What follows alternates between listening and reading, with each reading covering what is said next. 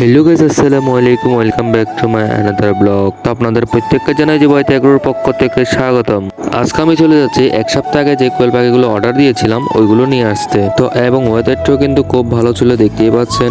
And আমাদের হালদারপাড়ার ব্রিজটা কিন্তু খুবই সুন্দর লাগছে এখন। যেহেতু আজকে রোদ উঠেছে তাই ভাবলাম আজকে কোয়েল পাখিগুলো নিয়ে আসি। আমি চলে আসলাম সরকার থেকে কিছু জুড়ি নিয়ে নিলাম, যেহেতু আমরা জুড়িতে করে কোয়েল পাখি নিয়ে আসবো আজকে। তারপর চলে আসলাম কাঠের হাট থেকে একটা রিক্সা নিয়ে তার বাড়িতে চলে গেলাম। আঙ্কেলের সাথে কথা হয়েছে, আঙ্কেল ঘরে আছে, এখন আমরা ঘরে ঢুকে যাবো। ওনার সাথে কথা হলো, এখন আপনাদেরকে আমি ওনার ফার্মটা ঘুরে দেখাবো। তো মার্শাল্লাহ ওনার ফার্মটা কিন্তু অনেক বড় এন্ড দুইতলা ফার্ম। ইনশাল্লাহ একদিন আমাদের কাছে কিন্তু এরকম ফার্ম থাকবে। প্রত্যেকে দোয়া করবেন যাতে এরকম ফার্ম আমরাও দিতে পারি। সো এটা উপরের শেড এন্ড এটা নিচের শেড, দেখতেই পাচ্ছেন। ওনার কাছে কিন্তু প্রচুর পরিমাণে কোয়েল রয়েছে মার্শাল্লাহ।